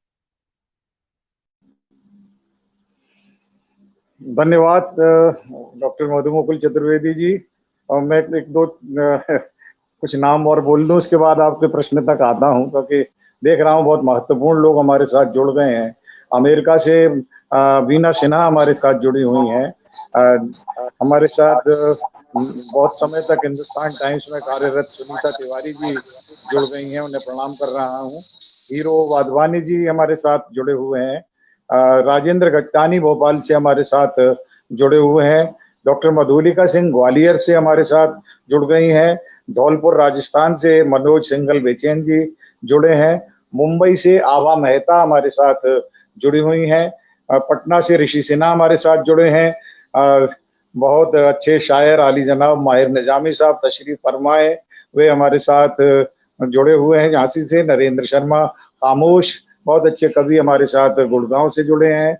कल्पना पांडे, डॉक्टर कल्पना पांडे हमारे साथ जुड़ी हुई हैं, बहुत अच्छी कवित्री। और रंजना मजूमदार, हिंदी अंग्रेजी बंगला तीनों की बहुत श्रेष्ठ साहित्यकार हमारे साथ जुड़ी हैं। मधु मिश्रा हमारे साथ जुड़ी हुई हैं, इन सबको मैं प्रणाम करता हूं। और शैलेंद्र शर्मा जी हमारे साथ जुड़े हैं। ये शर्मा बंधु जो 3 गीतकार, गायकार, भजनकार हैं, उसमें से वो आ गए। और अफ्रीका से हमारे साथ जुड़ गई हैं सारिका फलोर, जो कि बहुत अच्छी कवित्री हैं, पटल पर आती रहती हैं। इन सबको प्रणाम करता हूं। और अब आपने प्रश्न ये पूछा था कि विदेशों में कवि सम्मेलनों को लोकप्रिय बनाने में किसकी अधिक भूमिका रही। तो जो मेरा अपना तजुर्बा है कि मैं कोई ऐसा फतवा तो जारी नहीं कर सकता, ना मैं कोई सुप्रीम कोर्ट हूँ, लेकिन मेरे अपने जो तजुर्बे हैं, जो अपने मेरे अनुभव हैं, उसमें मैंने महसूस किया कि कवि सम्मेलन को लोकप्रिय बनाने के लिए मैं ये बात जरूर कहना चाहूंगा कि हम कभी कभार हिंदी के विकास की जब बात करते हैं तो 2 बहस में जरूर जुड़ जाते हैं। एक तो हिंदी के शुद्धिकरण की, और एक हिंदी की लोकप्रियता को बड़ा अपराध मानते हैं। अगर हिंदी में कोई लोकप्रिय हो जाता है तो हम कहते हैं तो बाजारू हो गया। ये बात शुरू करते हैं गुलशन नंदा से, या उस वक्त जो जासूसी उपन्यास लिखे जाते थे। मैं ये पक्षधर नहीं हूं कि ये हों, लेकिन हिंदी के विकास में इनका बहुत बड़ा योगदान रहा है। अब जो बात आपने विदेशों की, तो मेरा अपना मानना है कि जहां भी मैं गया, चाहे किसी भी अफ्रीका में, यूरोप में, या स्कैंडिनेवियन कंट्रीज में, या जहाँ भी, तो हमारी सबसे बड़ा जो सूत्र है वो तो है हिंदी फिल्मों के गाने। वहां अगर आप जाते हैं, किसी दुकान पर जाते हैं, उसने को ऐसा लगता है कि आप इंडियन है, तो वो ये नहीं पूछेगा कि आप किस देश से आए, वो सीधे गाने लगेगा। मेरा जूता है जापान, कोई सा भी फिल्म का एक गाना, और फिर जो आपका रिएक्शन देगा, India India, Bharat Bharat, India India, और फिर वो आपसे जुड़ता है। और यह है कि वो जो आप अजनबी थे उससे एक मानसिक रिश्तेदारी बनाता है, और फिर थोड़ी बहुत हिंदी बोलने लगता है। तो मैं ये कह रहा हूं कि वहां या जितने बड़े शो होते हैं जिसमें हमारे तमाम सारे प्रवासी हिंदी या जो भारतवंशी हिंदुस्तानी है वो शामिल होते हैं, तो वहाँ पिक्चर देखते हैं, ये करते हैं। तो एक तो हिंदी को नई पीढ़ी तक पहुंचाने में अजीब लग सकता है बहुत से लोगों को कि मैं उसमें इतने हमारे अकादमियों के सचिव और डायरेक्टर बैठे हुए हैं कि सबसे बड़ा योगदान मैं हिंदी फिल्मों का मानता हूँ। दूसरा मैं मानता हूँ योगदान बहुत सारे, मैं ये नहीं कह रहा कि जो वर्तमान स्थिति है उससे मैं संतुष्ट हूँ या मैं उसका पक्षधर हूँ। कवि सम्मेलन भी, जहां भी भारतीय हैं, भारतवंशी हैं, उन्होंने अपनी यूनियन बना रखी है, अपने संगठन बना रखे हैं और अपने को ये दिखाने के लिए कि हम भारत से कहीं जुड़े हैं, तो वे भारत के कवियों को वहां बुलाते हैं, अपने वे से बुलाते हैं। वहां की ICCR बुला पाए या नहीं बुला पाए, या उससे जो लोग जा पाए या ना जा पाए, लेकिन जो संगठन है वो बुलाते हैं और बहुतायत में बुलाते हैं। और एक बहुत बड़ा, अगर उससे कहें तो हिंदी के प्रचार और प्रसार के ये भी अघोषित राजदूत हैं, ये बहुत काम करते हैं। तो मेरे हिसाब से ये जो हमारी फिल्म है, ये हमारे जो कवि सम्मेलन है, ये हिंदी की लोकप्रियता के लिए बहुत जरूरी है। और उनका स्तर पे मैं चर्चा नहीं कर रहा, लेकिन ये मैं बात कर रहा हूँ कि हिंदी के प्रचार और प्रसार में। तो मेरा अपना अनुभव रहा कि ये जिनको हम कभी कभार सोचते हैं कि ये हिंदी के प्रचार में इनकी क्या भूमिका रही होगी, या ये तो कवि सम्मेलन तो कुगड़ हो गए, चुटकुलेबाज हो गए, वो अपनी बात सब जगह सही है। मैं बात कर रहा हूँ हिंदी के प्रचार की, मैं उसकी गुणवत्ता की बात नहीं कर रहा। अब एक बात और जरूर मैं कह देना चाहूंगा, जो हमारे विद्वान लोगों ने अभी यहाँ लिपि के बारे में कही, तो मेरा अपना मानना है कि भाषा के विकास में क्या सिर्फ लिपि ही महत्वपूर्ण है? अगर आप उसकी जो रचनात्मक उत्पादकता है उसको अगर नहीं देखते, मैं आप 2-3 नाम ऐसा लेना चाहूंगा जो हिंदी बिल्कुल नहीं जानते, लेकिन उन्होंने हिंदी के योगदान में बहुत बड़ा काम किया है। मैं जैसे नाम लेता हूँ श्याम बेनेगल का, वो हिंदी बिल्कुल नहीं जानते, लेकिन उन्होंने बहुत अच्छी फिल्में दी, एक आंदोलन दिया। तो क्या भाषा की लिपि जानना ही जरूरी है? वो अपने स्टोरी राइटर को बैठा के, डायलॉग राइटर को बैठा के सारी बातें सुनते हैं और हिंदी समझते तो है ना, वो नहीं लिख पाते तो, लेकिन उन्होंने हिंदी के विकास में तो काम किया ही। ऐसे में बहुत सारे नाम ले सकता हूँ, लंबी बहस हो जाएगी। तो मेरा अपना मानना ये है कि एक स्थिति पे आने के बाद कंटेंट बहुत जरूरी हो जाता है। आज जैसे हमारे जो बॉलीवुड है, बॉलीवुड की फिल्में विगत 2-3 वर्षों से सारी फ्लॉप हो रही है, और साउथ की फिल्म आ रही है वो बॉक्स ऑफिस पे हिट हो रही है। कारण क्या है कि एक हमारी, और उसी का अनुवाद लेकर अगर वो फिल्म बन जाती है, चाहे वो शक्तिमान हो या कोई भी हो, तो वो हिट हो जाती है हिंदी में भी।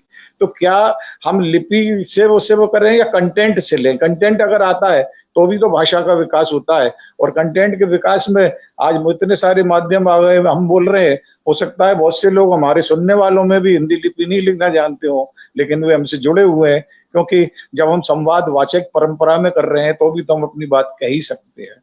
तो मेरा एक सुझाव है। और मुझे एक सुभाष चंद्र बोस जी की भी एक बात याद आती है।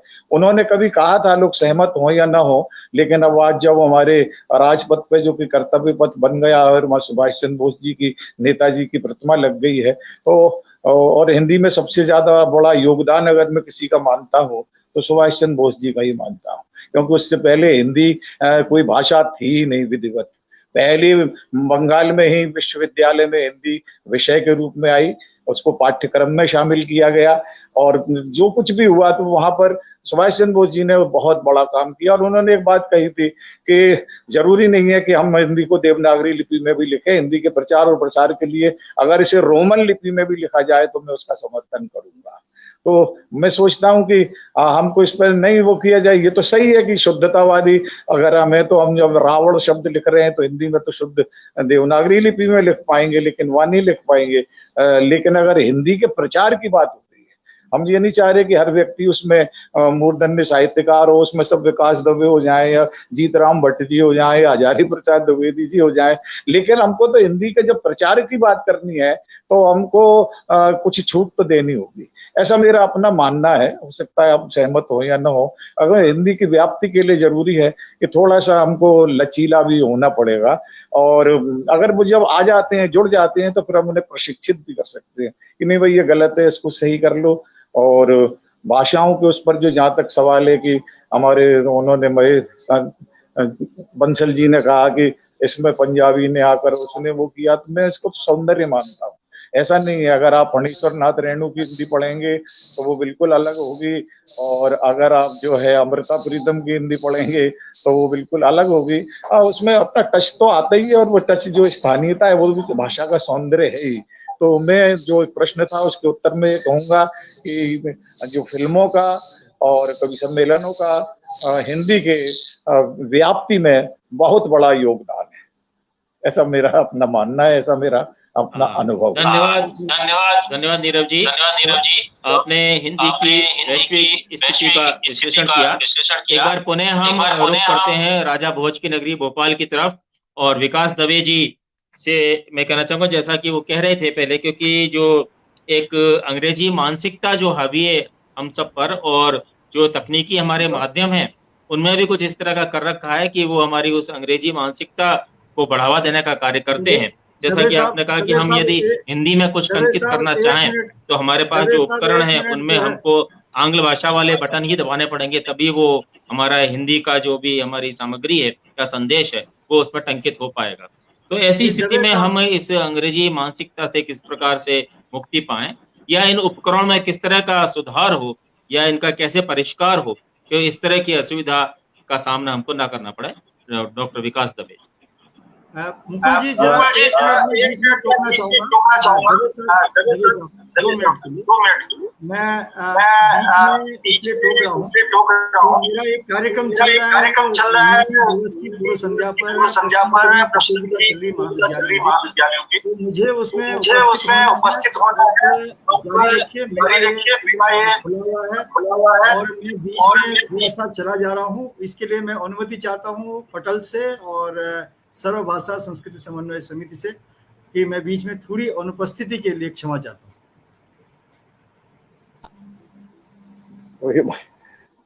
चलिए, विकास दवे जी को हम लोग सुन रहे थे। विकास दवे जी जी, मेरी आवाज आ रही है? हाँ, आ रही है। बहुत अच्छा। तो चतुर्वेदी जी ने प्रश्न किया था कि तकनीकी रूप से हिंदी को समृद्ध बनाने के लिए कौन से उपाय। तो सामान्यतः मेरा ऐसा मानना है कि जिस समय कंप्यूटर जैसे आधुनिक यंत्र ने भारत में प्रवेश किया था, हम सब में से कितने लोगों को पता होगा कि जब पहली बार भारत में पहला कंप्यूटर जब सीडेक कंपनी के लिए आया था तो एक जहाज के माध्यम से उसने प्रवेश किया था। एक कमरे के आकार का मदरबोर्ड उस कंप्यूटर का हुआ करता था। दुर्भाग्य ये रहा कि जहां से कंप्यूटर आया था अमेरिका से, उन्होंने हम लोगों को यंत्र तो दे दिए थे लेकिन तकनीकी देने से मना कर दिया, और वो सारे के सारे यंत्र आकर के सीडेक के पास पूना में एकत्र हो गए थे। और तब अनायास सीडेक के वैज्ञानिकों को ध्यान में आया कि हमारे अपने उज्जैन के विष्णु श्रीधर वाकणकर जी एक प्रख्यात पुरातत्वविद हुए, उनके बड़े भाई बापूराव वाकणकर बहुत अच्छे लिपि विज्ञानी थे। उनको उन्होंने बुलाया और आश्चर्यजनक रूप से बापूराव वाकणकर के मार्गदर्शन में उस पूरे कंप्यूटर को फिर से तैयार कर लिया गया, रीअसेंबल करना जिसको हम कहते हैं, आपस में उसके पुर्जों को जोड़ करके उस कंप्यूटर को तैयार किया गया। और न केवल तैयार किया बल्कि बापूराव वाकणकर ने उस कंप्यूटर के कीबोर्ड को चलाया, और चलाने के बाद एक बात जो इन दिनों हम सब लोग लगातार सुनते रहते हैं, वह बात पहली बार बापूराव वाकणकर ने कही थी। उन्होंने कहा था कि अंग्रेजों ने इस यंत्र को तो तैयार कर लिया, लेकिन इस यंत्र को चलाने के लिए जो श्रेष्ठतम वैज्ञानिक भाषा हो सकती है वह या तो संस्कृत हो सकती है या हिंदी हो सकती है। इसके अतिरिक्त तो कोई भाषा इतनी वैज्ञानिक विश्व में है ही नहीं जो इस कंप्यूटर के लिए आदर्श हो। तो कहने का तात्पर्य, हम अपनी भाषा की दृष्टि से पहले से समृद्ध है, हमें केवल अपना आत्मविश्वास थोड़ा बढ़ाना है और विश्व के सामने अपनी प्रस्तुति बहुत अच्छे ढंग से करना चाहिए, जिसको हम पैकेजिंग कहते हैं आधुनिक भाषा में, आंग्ल भाषा में। तो हमारी पैकेजिंग थोड़ी सी कमजोर हो रही है। इस दृष्टि से मुझे कई बार लगता है कि फ्रेंच भाषा को हम लोगों को आदर्श बनाना चाहिए। हम में से अनेक लोगों को पता होगा कि फ्रेंच भाषा को एक समय ऐसा था जब मजाक के रूप में कहा जाता था कि ये अभिजात्य वर्ग की भाषा है, जैसे हिंदी पर आरोपित किया जाता है भारत में, कहते हैं कि ये तो साहित्यकारों की भाषा है। और मजाक बनाने के लिए फिल्मों में, कहानियों में, लघु कथाओं में और यहाँ तक कि चुटकुलों में ये कहा जाता है, कोई अगर हिंदी जानने वाला व्यक्ति है तो वो पंक्चर बनाने वाले साइकिल वाले के पास जाता है और कहता है कि मेरी द्विचक्र वाहिनी का अग्रचक्र वायु विहीन हो गया है, इस अग्रचक्र को वायु पूरित कर दीजिए।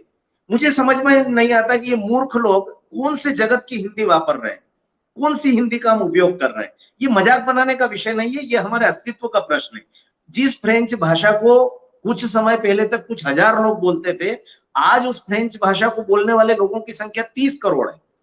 जिस फ्रेंच के बारे में कहा जाता था मजाक में कि ये तो लैंग्वेज ऑफ रोमांस है, उस लैंग्वेज ऑफ रोमांस को धीरे धीरे उन्होंने लैंग्वेज ऑफ डिप्लोमेसी में बदल दिया। दुनिया की एकमात्र भाषा है जो इस समय 29 देशों की राजभाषा बनकर के उभरी है। तो क्या हम हिंदी को इस ढंग से प्रस्तुत नहीं कर सकते क्या? क्या हमारी हिंदी इतनी सशक्त रूप से प्रस्तुत नहीं हो सकती क्या? हम हर दृष्टि से, वैज्ञानिक दृष्टि से भी उतने समृद्ध हैं। अभी श्रद्धेय नीरव जी ने एक बड़ा अच्छा विषय उठाया। हम जानते हैं कि जिस ढंग से कवि सम्मेलन हिंदी की पताका को लेकर संपूर्ण विश्व में घूमते हैं, दूसरा माध्यम फिल्में और फिल्मी गीत। लेकिन मुझे याद आता है कि स्वर्गीय शशि कपूर जी की एक फिल्म 36 चौरंगी लेन आई थी, हम सब ने नाम सुना होगा। 36 चौरंगी लेन बहुत अच्छी फिल्म थी, उसका निर्देशन बहुत अच्छा था, निर्माण बहुत अच्छा था, और इस कारण से वो ऑस्कर पुरस्कार के लिए नामित हुई। ऑस्कर पुरस्कार में नामित होने पर एक स्थिति ये बनी कि वह अंतिम रूप से चयनित होने की स्थिति में पहुंची, लेकिन एक रोड़ा अटका, और वो रोड़ा ये था कि 36 चौरंगी लेन को हिंदी फिल्मों के अंतर्गत पंजीकृत किया गया, जबकि उसका जो नाम था 36 चौरंगी लेन वो पूरा का पूरा अंग्रेजी में था। निर्णायकों ने इस पर आपत्ति दर्ज कराई और आश्चर्यजनक रूप से वो फिल्म तुरंत वहां से खारिज कर दी गई। मेरा ऐसा कहना है कि जिस अंग्रेजी के व्यामोह में ये फिल्म जगत जी रहा है, अभी श्रद्धेय नीरव जी बता रहे थे और बाद में आदरणीय बंसल जी ने भी उस ओर संकेत किया, हमारी पूरी की पूरा जो फिल्म उद्योग है वो अपने गीतों को, वो अपने संवादों को रोमन लिपि में लिख करके प्रयोग कर रहा है। ये हम सब लोगों का दुर्भाग्य है, और इसलिए मुझे लगता है कि कम से कम हमारे केंद्र सरकार को इतना तो नियम बना देना चाहिए कि यदि आप अपनी फिल्म को हिंदी के अंतर्गत पंजीकृत करा रहे हैं तो आपको अनिवार्यतः उसका शीर्षक भी हिंदी में रखना पड़ेगा। आप यदि आप नामों की सूची बनाना प्रारंभ करें तो आपको आश्चर्य होगा, 80-90% फिल्मों के शीर्षक अंग्रेजी में आ रहे हैं, और इन दिनों तो उसमें और इतनी ज्यादा विकृति प्रवेश करती जा रही है कि एक अच्छे माध्यम का पूरी तरीके से सत्यानाश किया जा रहा है। एक बात और मुझे जो हमेशा अखरती है, हिंदी के संदर्भ में बात करते हो, हमारे लोक साहित्य को हिंदी फिल्मों में जब प्रयोग किया जाता है तो उसको विकृत करके प्रयोग करते हैं। अभी पिछले दिनों हम सब लोगों को ध्यान में आया होगा कि एक बहुत सुंदर सा लोकगीत हमारे यहाँ पर हमारी बेटियों के लिए गाया जाता है। घर से जब वो विदा हो रही होती है और वो दुल्हन के रूप में जब जा रही होती है तो कहा जाता है कि बन्नो तेरा मुखड़ा लाख का रे, बन्नो तेरी चुनर धानी धानी। जब हम ये कहते हैं कि बन्नो तेरा मुखड़ा लाख का, तो ये हमारे स्नेह का प्रकटीकरण है लोक जगत में। हम कहते हैं कि चुनर धानी धानी, तब हमको प्रकृति और धरती माता की हरी चुनर भी दिखाई देती है, लेकिन वो फिल्मों में जाकर के क्या हो गया, बन्नो तेरा स्वेगर लागे सेक्सी सेक्सी।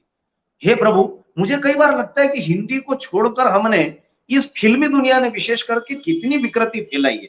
ये स्वेगर और सेक्सी तक ले जा करके हमने अपनी बेटियों को खड़ा कर दिया। तो इसलिए मुझे लगता है कि जिस ढंग से हमने ऐसे ऐसे गीतों को फिल्मी जगत में स्वीकार किया, उर्दू के अनेक विद्वान यहाँ पर उपस्थित है, नीरव जी ने नाम लेकर कहा, हमने उस गीत को भी अपने मानस पर स्थापित कर लिया जिसके शब्दों का अर्थ मुझे नहीं पता था। इहाले मस्ती मुकन मरंजिस बहार हिजरा हमारा दिल है। आप बताइए इसमें से कितने शब्द हमको समझ में आए, लेकिन गुलामी फिल्म का वो गीत जन व्याप्त हो गया। मेरा ऐसा निवेदन है कि क्या हम श्री रामचंद्र की परंपरा के गीतों को, भरत व्यास की परंपरा के गीतों को फिर से हिंदी फिल्म जगत में प्रवेश दिलाने के लिए कोई आंदोलन चला सकते हैं क्या? साहित्य जगत में काम करने वाले हम लोगों को ये सब करना पड़ेगा। मुझे लगता है कि हम केवल वेबिनार करते रहेंगे, तमाम माध्यमों पर बातचीत करते रहेंगे तो ये पर्याप्त नहीं होगा। हमको अपनी भाषा की वैज्ञानिक ध्यान आकर्षित करना पड़ेगा। हमको बताना पड़ेगा कि हमारी भाषा कितनी अपना संदेश जन तक पहुंचाने में सक्षम है। आप बताइए ना कि भरत व्यास के गीतों को आज हम कितना प्रेम से सुनते हैं, तो हमको फिल्मी दुनिया में, और मुझे लगता है कि पर्याप्त आवश्यकता है। आदरणीय चतुर्वेदी आगे बढ़ रोके उसके पहले मैं अपनी बात को यहीं पर अल्प विराम दे रहा हूँ। धन्यवाद विकास दवे जी। और प्रोग्राम की ओर चलते हुए बंसल जी से एक प्रश्न मैं करना चाहता हूँ कि हमारे कार्यक्रम का समय पूरा होने वाला है। और चलते महेश बंसल जी से एक प्रश्न करना चाहूंगा कि अपने सीमित संसाधनों से समाचार पत्र का प्रकाशन का आपका अनुभव कैसा है, उससे हमें अवगत कराएं। आपका क्या अनुभव है इस तरह से बीच में एक व्यवधान दे रहा हूँ, प्रकाशन करना निरंतर, बीच में हाँ, मैं बीच में थोड़ा नाम लेना चाहूंगा। कुछ नाम हमारे साथ जुड़े हुए हैं, बड़े सम्माननीय नाम है हमारे साथ। मैक्स मूलर की भूमि जर्मनी कोलोन से हमारे साथ डॉक्टर शिप्रा शिल्पी जुड़ गई हैं, उनको मैं प्रणाम करता हूँ। छत्तीसगढ़ दुर्ग से हमारे साथ रमाकांत छत्रसाल वडारिया जी, वहाँ के बहुत अच्छे साहित्यकार हैं, वे जुड़ गए हैं। और प्रकाश नागौरी जी उदयपुर से हमारे साथ जुड़े हैं, बहुत अच्छे साहित्यकार हैं। असम से हमारे साथ बबीता प्रसाद प्राची जुड़ गई हैं और विजय प्रशांत जी हमारे साथ जुड़े हुए हैं। इन सबका मैं स्वागत करता हूं। और अब मैं बंसल जी आप आइए। गिरिजेश जी हमारे साथ जुड़े हुए हैं। मैं डॉक्टर ब्रजेश सिंह छत्तीसगढ़ से पर्यावरण पर बहुत अधिक काम कर रहे हुए हमारे साथ जुड़े हुए हैं जी।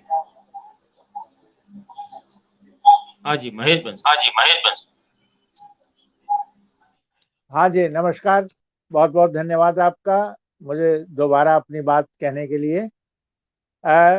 3 साल पहले जब मैंने दैनिक हरियाणा प्रदीप का प्रकाशन प्रारंभ किया था तो ये हमने प्रिंट में निकाला था और उस समय ये सोचा था कि हम इसको प्रिंट में ही शुरू रखेंगे। लेकिन कुछ समय के पश्चात जब जैसे ही कोरोना प्रारंभ हुआ तो सारा का सारा व्यवस्था गड़बड़ हो गई। कोरोना के कारण ऑफिस बंद करना पड़ा और जो हमारे पास 2-3 सहयोगी डिजाइनर और लोग थे वो सब इधर उधर हो गए और कार्यालय बंद करके मुझे घर से ही सारा शुरू करना पड़ा। ऐसी स्थिति में मेरे पास बहुत ज्यादा साधन नहीं थे। विज्ञापनों का काम बिल्कुल बंद हो गया, विज्ञापन मिलने नहीं लगे तो आर्थिक स्थिति को भी देखना था। मेरे पास घर पे सिर्फ एक कंप्यूटर था, मेरा मोबाइल था, एक मेरे पास टैब था। अब हमारे पास समस्या थी कि घर पर हम किसी व्यक्ति को रख नहीं सकते थे, तो हमने बाहर से एक व्यक्ति को रखा जो अब इस समय तो भोपाल में है। वो भोपाल से हमें सारा अखबार डिजाइन करके भेजता है। मेरे पास व्हाट्सएप पर या ईमेल से सभी तरह की सामग्री आती है, समाचार भी और साहित्यिक रचनाएं भी। मेरा विशेष ध्यान था कि मैं इसको इस तरह से रखूं, ये समाचार पत्र, कि मुख्य रूप से साहित्यिक बने। तो मैंने इसमें 2 पृष्ठ साहित्य को समर्पित किए। उसमें कुछ हम प्रतिष्ठित पुराने साहित्यकारों की रचनाएं, कुछ नए लोगों की और कुछ साहित्यिक संगोष्ठियों के समाचार, कुछ आलेख, इसके अलावा बहुत से परिचय साहित्यकारों के, विशेष साहित्यकारों के, ये सब समावेश हमने किया। ये बात ठीक है कि आर्थिक रूप से सक्षम नहीं हो पाए हम, अभी भी बहुत कुछ मुझे अपने पास से ही खर्च करना पड़ता है, लेकिन काम में उतनी बाधा नहीं है। सुविधा जो तकनीकी सुविधा मिली, ईमेल की मिली, फेसबुक की मिली या और दूसरे तरह की जो कंप्यूटर से जुड़ी हुई सुविधाएं थी, कुछ मैंने तकनीकी चीजें सीखी जो मुझे नहीं मालूम थी पहले। बहुत सी चीजें डाउनलोड करना, भेजना, एडिटिंग करना कंप्यूटर पर, जिसका मुझे ज्यादा अनुभव नहीं था, वो भी मैंने सीखा। आप जैसे विद्वानों से सीखा, सहयोगियों से सीखा, परिवार के बच्चों से सीखा। इस तरह से हमने इस काम को बढ़ाया है और मुझे इस बात की संतुष्टि है कि मैं मतलब कुछ मुझे शारीरिक बाधाएं भी हैं, समस्याएं भी हैं स्वास्थ्य की, इसके बावजूद भी मैं लगातार इस काम को कर पा रहा हूं और समय से मैं समाचार पत्र नित्य रूप से निकाल रहा हूं और अपने सभी लोगों को पीडीएफ सवेरे मैं 5 बजे पीडीएफ भेज देता हूं। ये मेरा प्रयास निरंतर रहता है। धन्यवाद महेश बंसल जी, आपने अपना अनुभव हम सभी से, अपना अनुभव बांटा हम सभी के साथ। और निश्चित रूप से ऐसी विकट परिस्थिति में निरंतर एक दैनिक समाचार पत्र का प्रकाशन करना और अनेक बाधाओं के होते हुए, अनेक शारीरिक और आर्थिक बाधाओं के होते हुए निरंतर निश्चित रूप से आप साधुवाद के पात्र हैं। आपका बहुत बहुत धन्यवाद। अब हमारा ये कार्यक्रम संपन्न होने की ओर है और अंत में नीरव जी से एक प्रश्न मैं करना चाहूंगा, जिसके साथ ही हमारा ये कार्यक्रम संपन्न होगा, उनके उद्बोधन के साथ ही, कि हिंदी दिवस, क्योंकि आज हिंदी दिवस की पूर्व संध्या पर हम एक सार्थक संवाद करने यहाँ सभी एकत्रित हुए और बहुत सार्थक संवाद रहा भी हमारा। और कल हिंदी दिवस जो है पूरे देश में और जगह जगह मनाया जाएगा, अनेक संस्थाओं द्वारा, अकादमियों द्वारा। तो इस हिंदी दिवस की सार्थकता क्या है? क्योंकि पहले की, जैसा कि आपने कहा, हिंदी दिवस संयोग से पितृपक्ष में आता है हमेशा। तो कहीं ऐसा तो नहीं है पितृपक्ष में हिंदी दिवस मना के हम हिंदी का श्राद्ध कर रहे हैं, ऐसा तो नहीं है। तो इस हिंदी दिवस की सार्थकता क्या है? प्रज्ञान पुरुष पंडित सुरेश देव जी से जानना चाहूँ।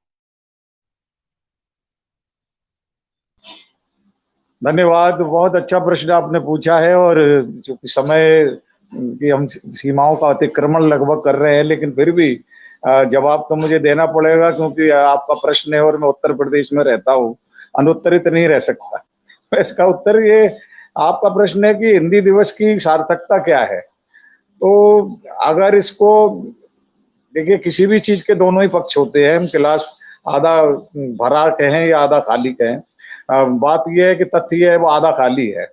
अब आधा भरा है आधा खाली है, इस विवाद में न जाके दोनों ही चीजें है कि हिंदी दिवस की सार्थकता उन लोगों के लिए तो बहुत है जो हिंदी को कहीं ना कहीं खोते हैं, कहीं मिस करते हैं। उनके भीतर लगता है कि हिंदी हमसे जुड़ने का एक मौका मिल रहा है। जैसे कई स्कूल कॉलेजेस में जहां अंग्रेजी मीडियम में हिंदी बोलने पर खड़ा कर दिया जाता है, सजाएं दे दी जाती हैं, जुर्माना कर दिया जाता है, वहां भी अब हम अपने स्वतंत्रता के अमृत काल में जा रहे हैं। उनमें मैनेजमेंट की दादागिरी नहीं चलती, कम से कम मैंडेटरी हो गया, आवश्यक हो गया कि हिंदी दिवस पर उन्हें कुछ ना कुछ करना पड़ेगा। तो वे लोग जो हिंदी को बोलने को एक अपराध मानकर चलते थे, उन्हें भी अब हिंदी के लिए हिंदी कविताएं, हिंदी वाद विवाद, हिंदी गीत प्रतियोगिता करना पड़ रहा है। तो वहाँ के जो बच्चे हैं जिन्हें जबरदस्ती इंग्लिश मीडियम के उसमें हम जोत रहे हैं, कहीं ना कहीं देववाणी का, कहीं ना कहीं देवनागरी लिपि का आनंद दे पाते हैं। तो हिंदी दिवस एक बहुत बड़ा पर्व हो जाता है हिंदी के विकास के लिए और एक रुचि उनके भीतर उत्पन्न करने के लिए कि हिंदी है। भले अब अगर अब विभागीय स्तर पर देखें तो मुझे थोड़ा सा ये लगता है कि ये थोड़ा एक औपचारिक सा, एक उत्सव धर्मी पाखंड सा हो गया है। क्योंकि मैं करीब 30-40 साल से बहु मंत्रालयों में और तमाम जगह जाता हूँ, हिंदी के बारे में होता है। और वहाँ फिर एक बहुत जो बड़े जो बॉस होते हैं, बिग बॉस, वो आते हैं, फिर वो कहते हैं सॉरी मैं हिंदी इतनी अच्छी नहीं बोल पाऊंगा। तो भाई ये सवाल ये है कि मुझे महात्मा गांधी का एक उदाहरण याद आता है कि उनसे पूछा गया था कि हिंदी को राष्ट्रभाषा बनाने में क्या बाधा है, ये है। तो उन्होंने कहा भाई मुझे तुर्की का जो डिक्टेटर था कमाल पाशा, उसकी याद आती है।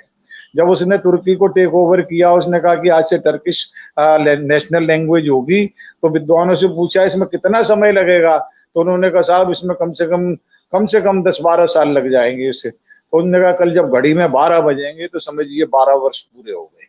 जिसको तर्की नहीं आती वह तर्की छोड़ दे। तो और उसने इसके कर दिया, आज वहां चल रही है। तो उन्होंने कहा कि भाषा के लिए उसका प्रयोग नहीं किया जाएगा तो उस भाषा का विकास नहीं होगा। आज हम ये तर्क देते रहते हैं कि जब इस भाषा का विकास हो जाएगा तो हम इसको राष्ट्रभाषा घोषित कर देंगे, वरना ये सहयोगी भाषा रहेगी अंग्रेजी के। ऐसा नहीं होता। आपको जो है चाहे देख लीजिए, चीन में देख लीजिए, जापान में देख लीजिए, कहीं भी देख लीजिए, अब वहां उनकी भाषा चल रही है या नहीं। हमसे बाद में आजाद हुए देशों की अपनी राष्ट्रभाषा है, भारत में कोई राष्ट्रभाषा नहीं है। राजभाषा में भी एक सहयोगी भाषा जोड़ी हुई है।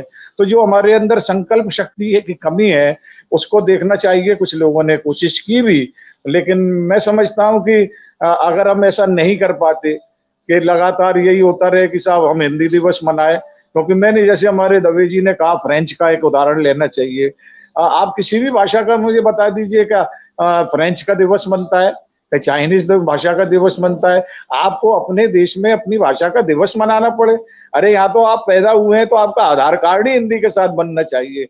आप हिंदी को जिए, हिंदी को ओढ़े, हिंदी को जिए, सारा कुछ आपके हिंदी के साथ होना चाहिए। केवल एक दिन के लिए हिंदी क्यों, हिंदी दिवस क्यों, हिंदी जीवन क्यों नहीं, जीवन पर्यंत क्यों नहीं, ये मेरा एक प्रश्न है। तो अगर हम ये कर पाए कि हिंदी दिवस को हम निश्चित रूप से अपने आत्मसात कर लें, अपने डीएनए में रख लें, और जो तमाम सारी बातें होती हैं कि वो विकसित नहीं है, तो हमने कोशिश की, हमने विज्ञान कविताओं के माध्यम से, तकनीकी शब्दावली के माध्यम से हिंदी को संपन्न करने की कोशिश की है।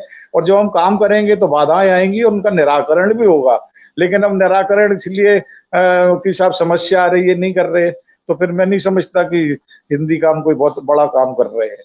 तो हिंदी दिवस पर मैं ये जरूर कहना चाहूंगा कि हम हिंदी दिवस मनाएं, लेकिन सिर्फ एक दिन के लिए न मनाएं, बल्कि इसे संकल्प दिवस के रूप में लें कि कम से कम अपने हस्ताक्षर तो हिंदी में करें। हमारे 60-70% लोग हैं जो अंग्रेजी में सिग्नेचर करते हैं, वे हिंदी में हस्ताक्षर नहीं करते, तो कम से कम उन्हें देखना चाहिए। एक कम से कम वो ये मान के चलें कि हिंदी के ऊपर वो अगर सचमुच में हिंदी का विकास चाहते हैं तो हिंदी की एक पत्रिका जरूर खरीदें, हिंदी का एक अखबार जरूर खरीदें, ये इसे अपने पूजा पाठ में शामिल करें, जैसे तमिल में, तेलुगु में, बंगला में, मराठी में, गुजराती में, जो उस भाषा का आदमी है वो उसका एक अखबार जरूर खरीदता है। आज हिंदी के सारे अखबार क्यों बंद हो रहे हैं? हम बातें तो करते हैं लेकिन हमारे मन में फ्री में मिल जाए तो ठीक है, पैसे से नहीं लेते। पुस्तकों का भी व्यवसाय ऐसा ही चल रहा है, अखबार भी बंद हो रहे हैं, पत्रिकाएं भी बंद हो रही हैं, क्योंकि हम हिंदी को कहते हैं होनी चाहिए, लेकिन उसे मन से स्वीकारते नहीं है। अपने बच्चों को अंग्रेजी मीडियम में डोनेशन दे के पढ़ाते हैं और जो हिंदी माध्यम के स्कूल होते हैं वो खाली पड़े रहते हैं। तो सोचना होगा कि हम हिंदी के लिए क्या सचमुच में ईमानदार हैं। हिंदी दिवस पर हमें ये संकल्प लेना है कि हम हिंदी में हस्ताक्षर करेंगे, हिंदी में सोचेंगे और जहां तक होगा हिंदी का प्रयोग करेंगे, और जो लोग हमारे आसपास के हैं उनको प्रेरित करेंगे। बातें तो नहीं कर सकते कि वो हिंदी सीखें, हिंदी का आनंद लें। मेरा सिर्फ यही निवेदन है। और आज का इस वैचारिक अनुष्ठान में जो हमारे मित्र डॉक्टर विकास दवे जी ने समय दिया, महेश बंसल जी ने समय दिया, हमारे जीतराम भट्ट जी ने समय दिया, उनका आभार मानता हूँ। और हमारे बहुत बड़े मुकुल चतुर्वेदी जी जो कि स्वयं बहुत अच्छे शिक्षाविद हैं, विचारक हैं और कई पुस्तकों के लेखक हैं, प्रोफेसर हैं, मैं चाहूंगा कि एक 1.5 मिनट 2 मिनट वो भी बोले, वरना ये आज का आयोजन थोड़ा सा अधूरा अधूरा सा मुझे लगेगा, मेरा मन प्रसन्न नहीं होगा।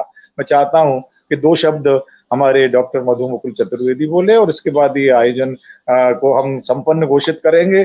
साथ ही देश विदेश के जितने लोग भी जुड़े हुए हैं उनके प्रति भी मैं अपने कृतज्ञ प्रणाम निवेदित करता हूँ। धन्यवाद। आइए मधु मुकुल जी। धन्यवाद नीरव जी। और आज की हमारा ये सार्थक संवाद निश्चित रूप से सार्थक रहा। और हमारे बीच में जो भी विद्वान उपस्थित थे, डॉक्टर जीतराम भट्ट जी, महेश बंसल जी, डॉक्टर विकास दवे जी, पंडित सुरेश नीरव जी, सभी से हमारी चर्चा हुई हिंदी विषय को लेकर। हिंदी की वैश्विक स्थिति का भी हमने आकलन किया है, स्वाधीनता संग्राम में हिंदी के योगदान, हिंदी पत्रकारिता के योगदान की हमने बात की, हिंदी की अपनी कुछ विशिष्ट विशेषताओं की हमने बात की, और हिंदी के विकास में हमारा क्या योगदान है या अन्य संस्थाओं का क्या योगदान है, हमने बात की। निश्चित रूप से ये बहुत ही हमारी आज की सार्थक चर्चा रही। और जैसा कि नीरव जी ने अभी मुझे आदेश दिया है, तो अनेक बार होता क्या है कि मेरा हिंदी जो है विषय नहीं रहा कभी भी, और राजनीति विज्ञान मेरा विषय रहा। राजनीति विज्ञान का भी ही मैंने अध्यापन किया, और हिंदी विषय मेरा एक जो वैकल्पिक विषय के रूप में भी हिंदी विषय मेरा नहीं रहा है, स्नातक स्तर पर भी।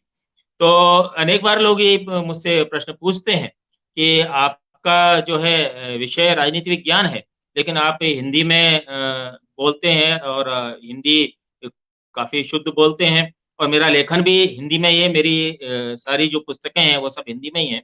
तो मैं उस प्रश्न का यही जवाब देता हूँ कि अगर ये जैसे ये मुझसे पूछा जा रहा है कि आप हिंदी इतनी अच्छी कैसे बोलते हैं जबकि आपका अपना विषय राजनीति विज्ञान है, तो मैं इस पे यही कहना चाहूंगा कि भाई क्या हम ये हाथी से पूछेंगे कि उसको चिंगाड़ना किसने सिखाया, या हम इसको शेर से पूछेंगे कि उसको दहाड़ना किसने सिखाया।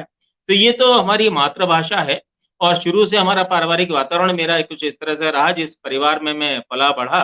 तो मेरे पिताश्री भी प्रकांड विद्वान थे, मेरी बड़ी बहन जो है डॉक्टर मधु चतुर्वेदी जी, वो भी प्रकांड विदुषी हैं, और डॉक्टर रामपाल चतुर्वेदी जी मेरे पिताश्री, वो भी प्रकांड विद्वान रहे और काफी उन्होंने लेखन किया।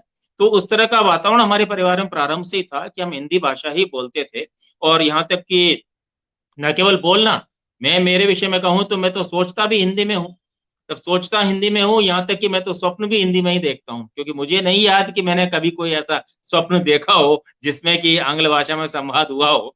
तो मैं तो स्वप्न भी हिंदी में देखता हूँ, विचार भी हिंदी में ही आते हैं मेरे मन में, मेरे मस्तिष्क में।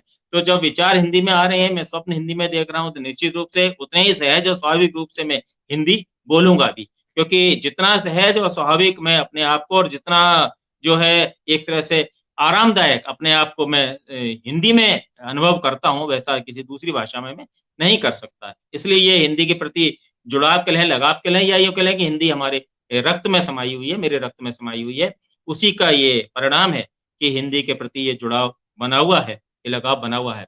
तो आज की हमारी ये चर्चा बहुत ही सार्थक रही, और हमारे इन विद्वानों ने, जीतराम भट्ट जी ने, विकास दवे जी ने, महेश बंसल जी ने, प्रज्ञापूज पंडित सुरेश नेहरू जी ने हिंदी से जुड़े हुए अनेक आयामों पर यहाँ प्रकाश डाला, और देश विदेश से अनेक हमारे जो वैश्विक परिवार के सदस्य हैं वो इस हमारे कार्यक्रम से जुड़े रहे, अंत तक उन्होंने इस कार्यक्रम को देखा, सुना, आनंद लिया। उन सभी का बहुत बहुत आभार और अभिनंदन।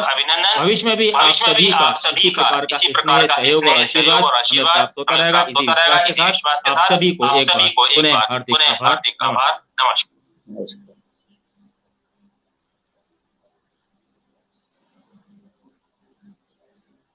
बहुत सार्थक रहा।